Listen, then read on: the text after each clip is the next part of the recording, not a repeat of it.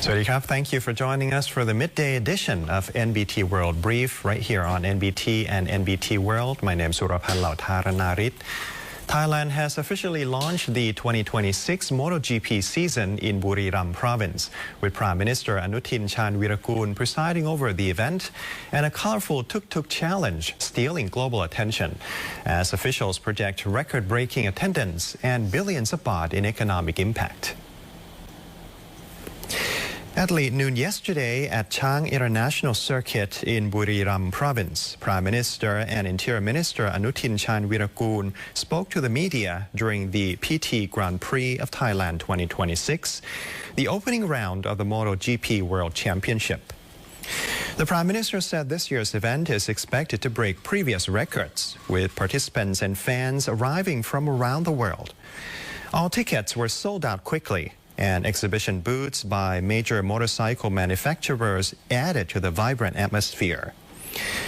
The Prime Minister projected that the 3 to 4 day event would generate at least 5 billion baht for the Thai economy, benefiting not only Buriram but also nearby provinces such as Saratburi, Nakhon Ratchasima, Surin and Srisaket provinces. The Prime Minister clarified that the government, through the Sports Authority of Thailand, has organized the event for 7 consecutive years and described it as a worthwhile investment that boosts tourism, global recognition, and local incomes.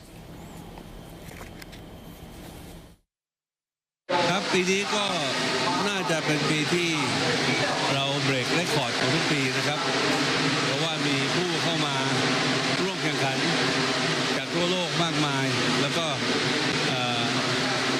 มีผู้ที่สนใจมาเข้าชมนะครับบัตรทุกที่นั่งขายหมดในระยะเวลารวดเร็วก็มีความคึกคักมากคาดการณ์ว่าในช่วง 3-4 วันที่มีการแข่งขัน MotoGP นี้ก็น่าจะมีการ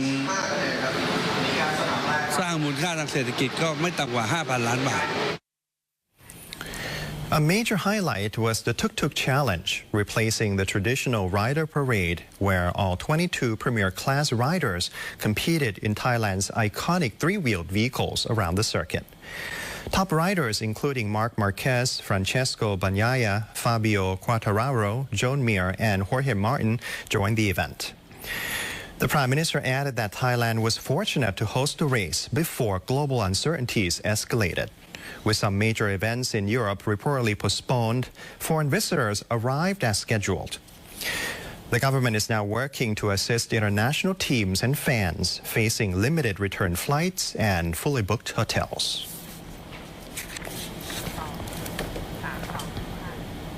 U.S. President Donald Trump says Iran's leadership has agreed to talks following large-scale U.S. and Israeli strikes on Tehran that reportedly killed Supreme Leader Ayatollah Ali Khamenei and several top officials. President Trump said on Sunday that Iranian political leaders want negotiations and that he has agreed to speak with them. In an interview with The Atlantic, he said talks should have happened sooner, adding that Iran waited too long. His remarks came a day after he announced that the United States had launched what President Trump called major combat operations in Tehran alongside Israel, targeting Iran's military and political infrastructure. The U.S. president declined to say when the talks would take place, noting that some Iranian officials previously involved in discussions were killed in the strikes. Meanwhile, Iran's Islamic Revolutionary Guard Corps claimed that at least 200 U.S. troops were killed or wounded in missile attacks on American bases across the Middle East. The claim has not been independently verified. Iran warned it is prepared for a prolonged war and said it would deploy its full military capabilities in the early stages of the conflict.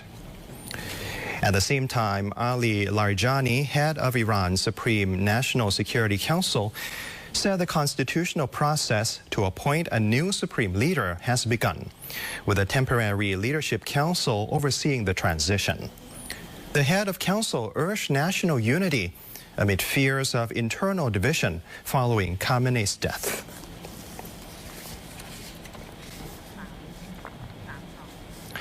This morning, Prime Minister ANUTIN Chanvirakul has convened Thailand's National Security Council meeting to assess the impact of ongoing fighting in Iran and to prepare response measures for potential economic and security risks.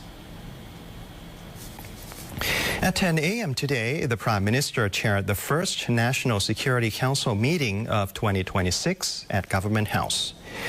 The meeting was attended by Foreign Minister PHUKET, Justice Minister Police Lieutenant General Ruttapol Nawarat, National Security Council Secretary General Chatchai Bangchuat, the Armed Forces Chiefs, the Defense Permanent Secretary, and the National Police Chief. The Council reviewed the potential impacts of the fighting in Iran and agreed to closely monitor the situation to determine appropriate measures. Members were also briefed on border situations involving Cambodia and Myanmar. Earlier, the Prime Minister stressed that Thailand would remain as neutral as possible regarding the Middle East conflict, while urging all sides to pursue diplomatic dialogue to restore peace. The Prime Minister has instructed Finance Minister Nititan Prapat to prepare economic measures to cushion possible impacts. In addition, authorities must closely monitor plans to evacuate Thai nationals from the Middle East back to Thailand, as well as step up security measures for individuals, key locations, and government facilities linked to countries involved in the conflict.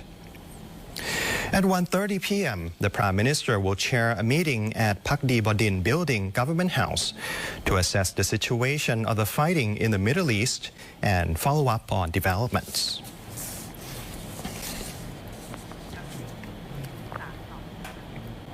Thailand's Ministry of Foreign Affairs has established a special war room to monitor escalating tensions in the Middle East, as officials confirm that Thai nationals in the region remain safe.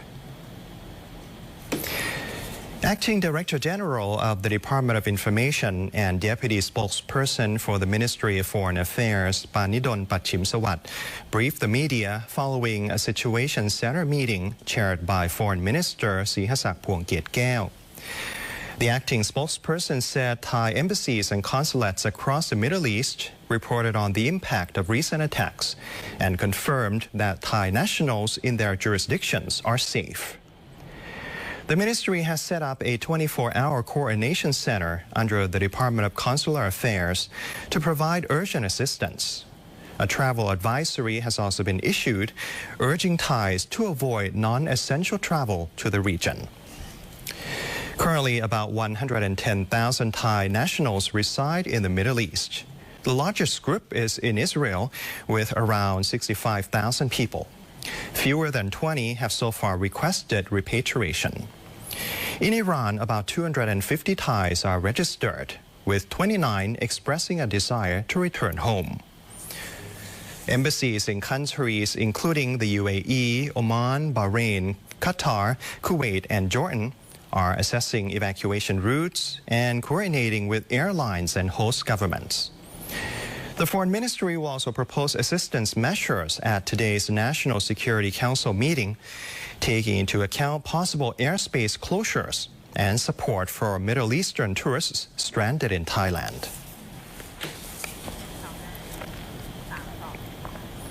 Two major tourism associations in Phuket are calling on hotels and travel operators to assist tourists affected by flight disruptions linked to escalating tensions in the Middle East.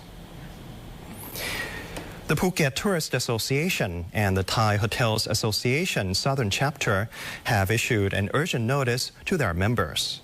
The move follows temporary flight suspensions and route adjustments by several airlines, preventing some travelers from arriving in Phuket as scheduled.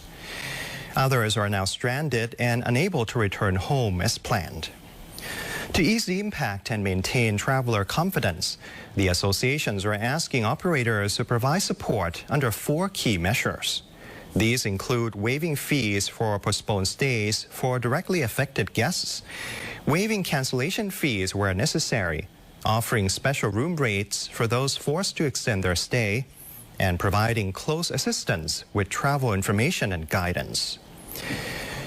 The coordinated effort aims to reinforce Thailand's image as a quality tourism destination and demonstrate strong hospitality during a time of global uncertainty.